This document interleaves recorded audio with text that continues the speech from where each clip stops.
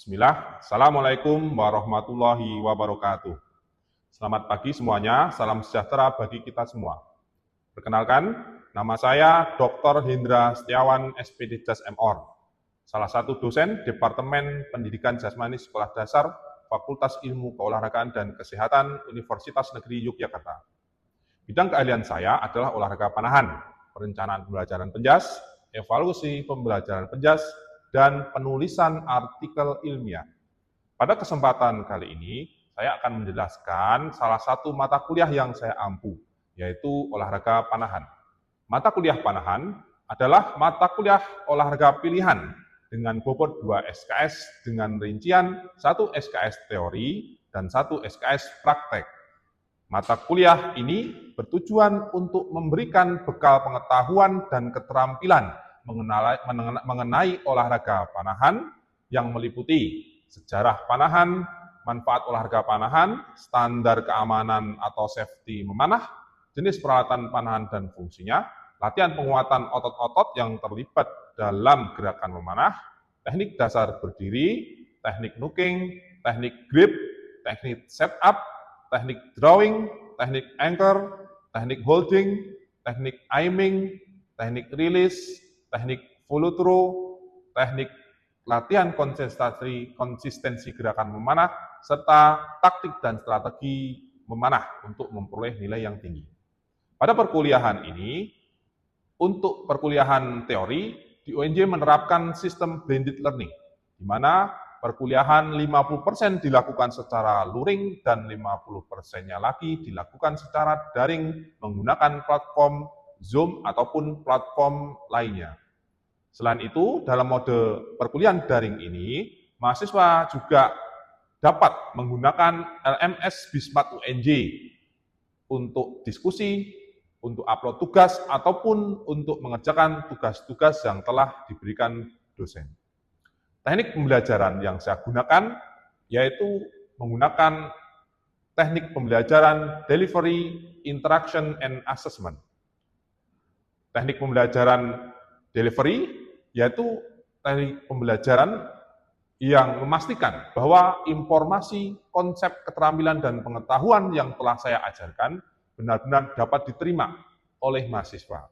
Dalam hal ini, ada 3 metode pembelajaran yang saya gunakan. Yang pertama, ceramah, yaitu metode penyampaian secara verbal, di mana mahasiswa melakukan aktivitas mencatat ataupun merangkum. Selain itu, materi yang saya sampaikan, yang saya berikan kepada mahasiswa, bersumber dari buku, internet, jurnal nasional, jurnal internasional, buku standar peraturan VITA, dan juga peraturan dari Perpani Indonesia, yang tentunya sudah saya cek terlebih dahulu kredibilitasnya sebelum saya jadikan sebagai rujukan untuk mengajar. Dalam mengajar, saya juga membuat slide presentasi, yang selanjutnya bahan presentasi tersebut dapat dipahami oleh mahasiswa dan saya akan memberikan pertanyaan kepada mahasiswa.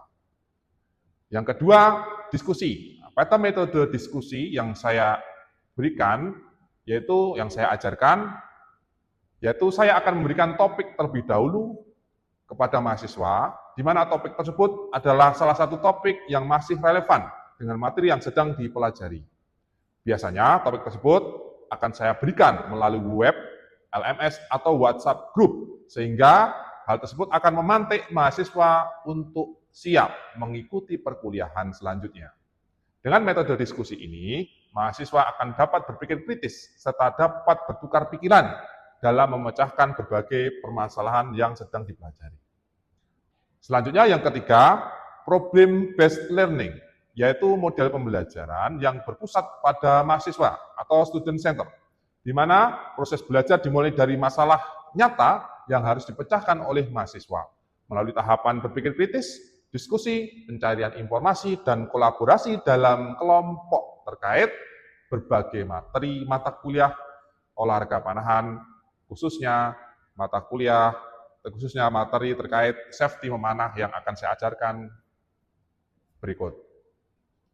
Teknik yang kedua, yaitu interaction, adalah bagaimana saya berinteraksi dengan mahasiswa di dalam kelas, di mana saya selalu mendukung mahasiswa untuk giat bertanya, selalu bertanya, ataupun memberikan jawaban pertanyaan mengenai isu-isu yang sedang dibahas, sehingga perkuliahan dapat hidup berlangsung dengan baik. Saya juga menggunakan LMS untuk berdiskusi tugas, dan juga menggunakan WhatsApp group untuk berdiskusi secara online. Dengan menggunakan media tersebut, harapannya saya akan dapat memudahkan dan memberikan kesempatan untuk berdiskusi tanpa tersekat oleh waktu dimanapun dan kapan saja. Selanjutnya, teknik yang ketiga yaitu assessment, di mana saya memberikan penilaian, saya menilai kemampuan mahasiswa dengan bobot yang telah disepakati bersama sebagaimana saat awal perkuliahan. Hal ini, penilaian ini, assessment ini juga sebagaimana yang telah saya tuangkan di dalam RPS. Selanjutnya, saksikan video pembelajaran saya berikut.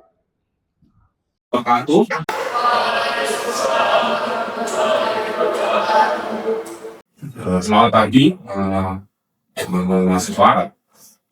Kali ini kita akan masuk ke perkuliahan materi self-informasi untuk pengembangan materi yang ketiga. Oke, sebelumnya kita awali dengan berdoa terlebih dahulu. Tuhan Yesus. Ya,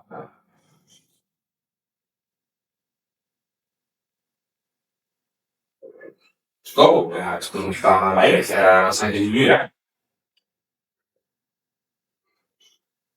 Alicia melihat lebih.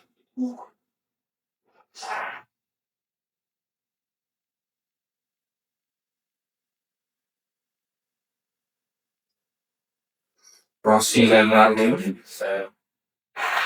Safa Aulia, pada Nasrullah, Ahmad Rafi, siapa dia? Muhammad Nur Arifuddin, Isyano Dewangko, Saharani, Dimas Setia, kedua, Dasil Fang, kedua, Alfa Sasim, ya, semua ya. Sekarang kita akan lanjut materi yang ketiga dari perkuliahan Panahan ini ya.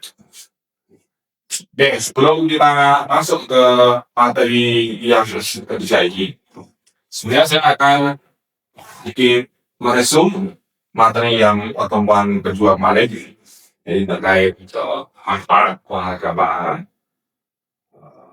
Silakan dijawab pertanyaan saya. Kira-kira apa manfaat spesifik dari olahraga panahan? Silakan.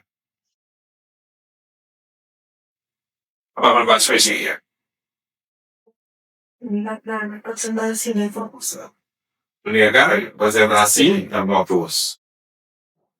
Oke. Yang lain? Bagaimana?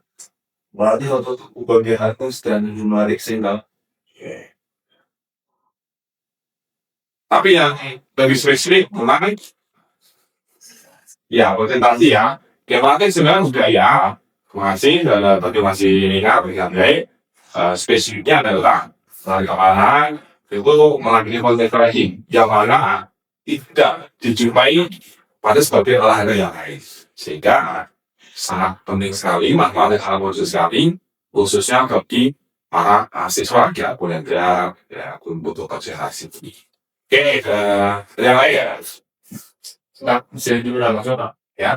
Mungkin untuk para sendiri salah melatih konsentrasi, terutama kita waktu membimbing anak-anak, kita dilatih untuk fokus terhadap satu titik target tujuan, yaitu kita harus mengalihkan pikiran-pikiran yang tidak penting tentang gangguan yang ada di sekitar kita, sehingga kita bisa fokus ke target tujuan.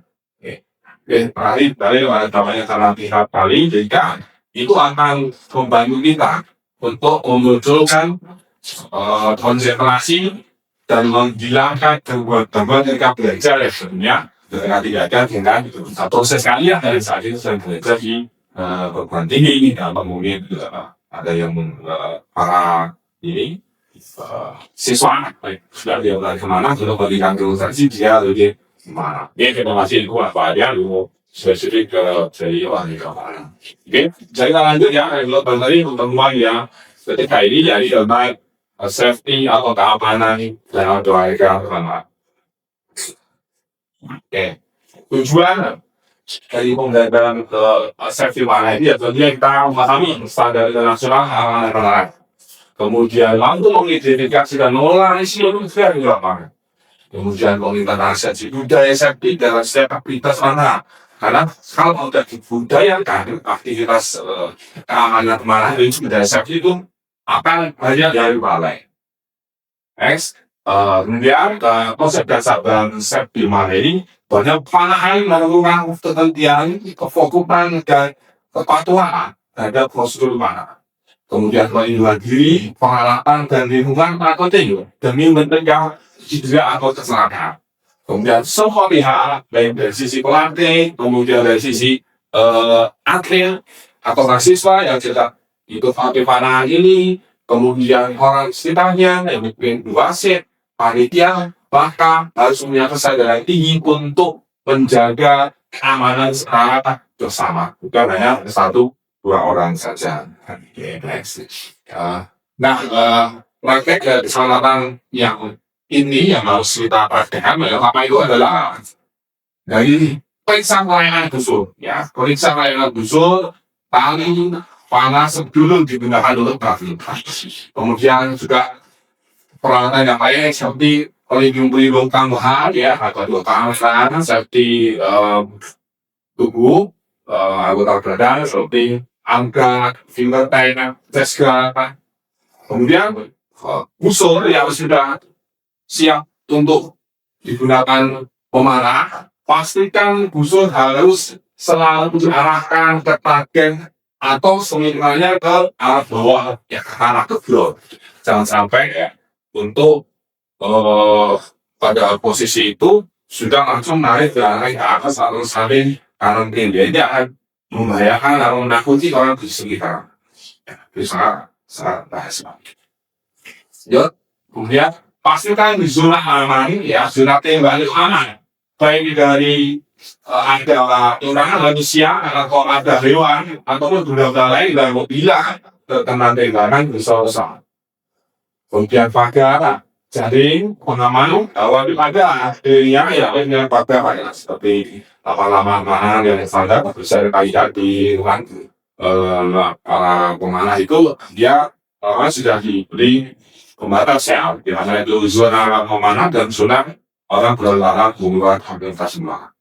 Kemudian penonton dan peserta yang boleh berada di wilayah aman yang ditentukan. Kalau di pertandingan, maka harusnya juga ada tempat bisa digunakan pemanah atlet peserta itu lomba itu sudah ada disediakan itu atau tempat duduk untuk ikut lihat aman karena arahnya mereka kan penonton atau yang lain itu ada di sana. Dan tidak salingnya, nah, misalnya menggunakan kepala itu bersih. Oke. Kemudian ada di sana juga tata cara pemandu, ya, pemandu itu apa? Karena kampanye itu harus mengikuti instruksi pelatih atau dosen atau pembicara asing.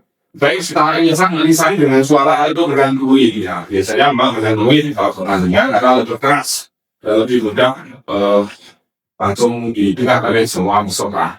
Yaitu standarnya untuk tiupan pertama itu biasanya bapak mulai dibilang, kemudian tiupan kedua apa mengambil mana. Dan ketika ada kondisi darurat, maka dilakukan tiupan ketiga. Itu jika kali lipat dan itu ada berhenti atau tidak beberapa atau ada hotel yang kedua, keempat, langit, dan seterusnya, maka ini dilakukan kembali. Oke, sampai di sini ada yang ditanyakan.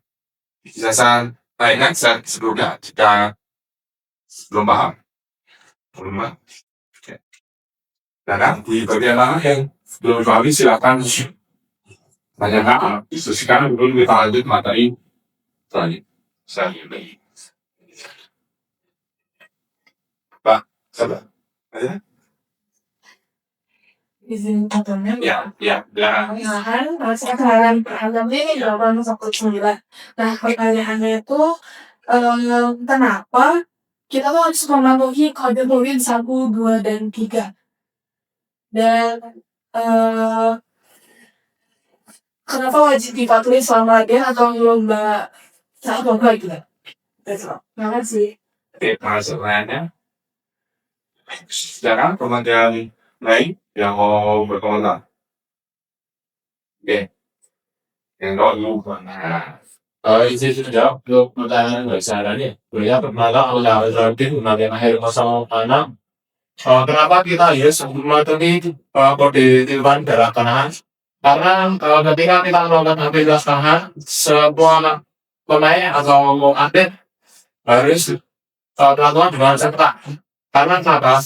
Ketika cepat pertama semua tiga dan tiba-tiba ada yang mengambil langgaran tanpa belum ada cepat kedua, itu akan beresiko untuk terkena pemain lain yang sedang menyusul. Jadi untuk mencegah resiko yang terjadi seperti kecelakaan dan lain-lain itu harus mematuhi kode tiruan gue. Terima kasih, Mas. Oke, saya ada lagi. Oke, ya ini seperti itu ya yang disampaikan Mas Adi bahwasanya kenapa harus ada apa-apa ini? Kenapa tidak mau bersuara aja? Karena lebih efektif nggak komit. Dengan harus 1, 2, 3. Harus dilakukan. Kita kalau memahami bahwa tapi kan seseorang tidak dikasih tahu dengan kode-kode, maka dia akan mudah menerka apa yang harus dilakukan. Kalau misalnya kode 1 mulai minta, nah sebagai peraturan mulai minta. Kode 2 mulai mengalih. Kalau dia tidak paham kode-kode itu, maka ada apa? Ada yang menimba, ada yang nabi, tanpa ada kode 1 atau 2 mengikat, maka itu tentu akan terjadi beberapa hal yang sangat fatal yang punya memberikan baik dari sisi pemenang ataupun orang yang kita kenal cedera dengan pangkal itu dan seterusnya. Ada yang lain ingin tanya? Cukup? Oke, untuk kita lanjut ya. Selanjutnya, kemudian regulasi khusus selama aktivitas saya. Apakah selama aktivitas panah itu baru boleh dipasang jika sudah benar-benar siap diikat dan siap diikat atau dipasang. Kemudian hindari menarik ikut panah atau taruh di mana, ya. Kemudian alat panah juga harus dikasih spasi ya, tidak jimpit, tidak terjepit. Kenapa tidak boleh kita menembakkan busur ke atas atau sembarangan? Ada yang bisa komentar? Perkenalkan saya Isyana Dewanto untuk menjawab pertanyaan tersebut. Mungkin kalau misalnya sudah mau anak ke atas, akan lebih beresiko anak-anak tersebut akan meluncur atau mengenai yang kita tidak inginkan seperti orang di depan atau ke arah yang belum kita temukan, itu akan lebih beresiko dibanding kita mempersiapkan memanah ke arah bawah ataupun sejajar ke atas kabin seperti itu. Oke, bagus sekali. Ya. Ya. Kenapa emangnya kalau kita mengarahkan ke samping, boleh nggak ke samping kanan gitu? Jauh di kan ya. Terus apa risiko terfatal kalau kita dia ke atas? Sampai ke tempat yang tidak. Ya, tidak. Resikonya sudah jauh sekali. Dia kan apanya ketika dia naik ke atas ya. Maka jangan jauh sekali. Seharusnya kita ke kanan atau mungkin serta orang yang sedang berjalan aja. Atau akan bisa masuk dalam rumah orang atau mungkin dari atas kampus ke bawah dan seterusnya. Maka itu sangat-sangat membahayakan. yang awal manusia, ya. Karena cedera, sampai main latihan, kita sampai melanggar aturan santuari dengan menarikkan atau memanah aras. Atau bahkan ketika kita hanya menarik, kita ingin melepaskan, tapi kita mau turun dari tidak boleh. Karena dibalikan ketika menarik harus lepas waktu tidak diam menarik dari atas tadi tidak terlepas sehingga itu membahayakan. Maka ini set A untuk mulai marah dilarang ngomong terlalu tinggi naik melakukan hengco ya. Oke, lanjut ya. Ada lagi? Lanjut ya. Oke. Kemudian jangan pernah menanyakan ke siapapun, baik dari si anak-anak ataupun mosok. Dilarang apa? Driver menarik ya busuk tanpa ada panah. Kemudian panah yang letak rensak dalam usaha yang kesenangan. Kemudian panah bercanda menghaling atau melakukan aktivitas lain yang mengganggu konsentrasi dan keamanan. Pertanyaan saya, kenapa itu tidak boleh menggunakan busuk ke siapapun walau tidak bersama, walau tanpa apa?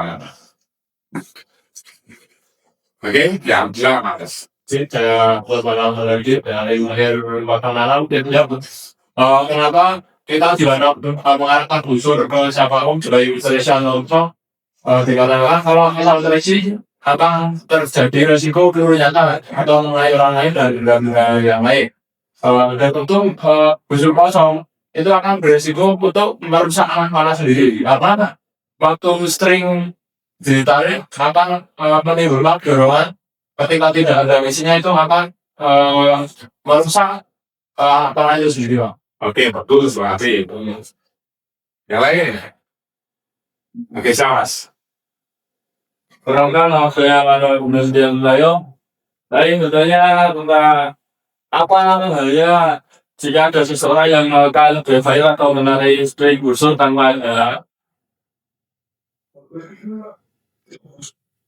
Jajak baik. Oke, ya Pak.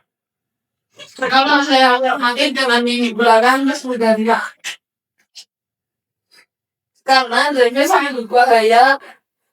Karena energi yang tidak sedang kanan akhirnya menghantam musuh itu sendiri. Terus akibatnya musuh bisa pecah, patah, atau retak secara tiba-tiba dan dapat melukai pemanah di tangan pemanah. Nah, baik, terima kasih. Jawabannya sangat bagus sekali buat sudah jelas. Kalau saya itu dari sisi menarik anak-anak, menarik busur tanpa apa. Dan juga dari sisi walaupun dia tidak ada anak, kemudian diarahkan ke orang lain dari sisi psikologis, kira apa? Psikologis. Ada yang apa? Psikologis kan tidak ada anak ya, tapi kita arahkan gitu. Nah, kurang penting. Dari psikologis apa kira-kira? Misalnya, yang baru latihan kemana, anak-anak, si remaja, di luar, dan itu. Merasa terancam atau tidak aman saja. Oke, jadi akan sulit takut. Jadi mungkin ke depan tidak akan relaknya tapi ditakut-takutin temannya. Gitu, tanpa musuh kok di hari-hari tanpa anak walaupun nggak anak tapi ditakut-takutin kan akhirnya itu menurunkan motivasi untuk berlaku kemana. Itu ini sangat-sangat dilarang. Akan rusak relasi anak atau siswa yang sedang berlatih memanah musuh. Ya, sudah paham semua ini? Oke, awareness ya. Guys. Dan standar operasional jangan ya. Latihan atau lomba selalu dipakai oleh mesin ya. Prosedur pendidikan sederhana ya. Atau pakai ada yang sukses, yang apa, kemudian dipandi ya, sosial. Kemudian anak-anak yang tidak digunakan semua di tempat yang sabunnya. Itu kan kalau kemana sudah ada berapa tulisannya sudah ada kok. Kemudian sudah disediakan khusus untuk memanah. Ini yang selalu harus dipenuhi. Kenapa kok nggak boleh Pak Saladan sendiri nggak bisa kok? Tanpa pendampingan membina atau lagi. Kalau khusus untuk ya masih apa yang beginner ya, maksudnya pemula begitu. Kira kenapa harus ada pendamping? Udah pemula memang mendapat tidak perlu mainan. Nah kalau sudah pendamping boleh pelatih ataupun pembina.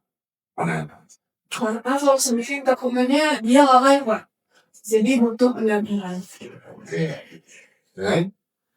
Kenapa harus kami? Gua udah bisa.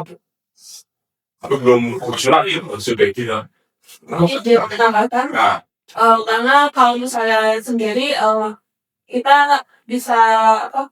Kalau misalnya ada hal yang tidak diinginkan, terus kita bisa ada sanksi atau ada pihak yang lebih mendukung di tempat kejadian tersebut. Kemudian juga lebih ada arahan juga kepada misalnya ada pelatih yang mendampingi atau apa lebih mengurangi risiko yang tidak diinginkan. oke, sekali. Jadi tetap harus untuk pendamping orang atau pembina. Karena kalau sudah bisa, sudah bisa. Tapi kan paling kamu jangan sendiri. Bahkan seringnya itu bercanda, ini yang sering harus diingatkan ya, karena bercanda. Itu kalau ada aja dia takut.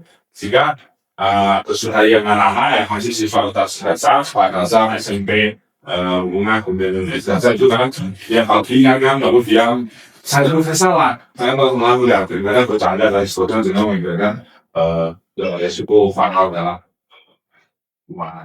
Oke,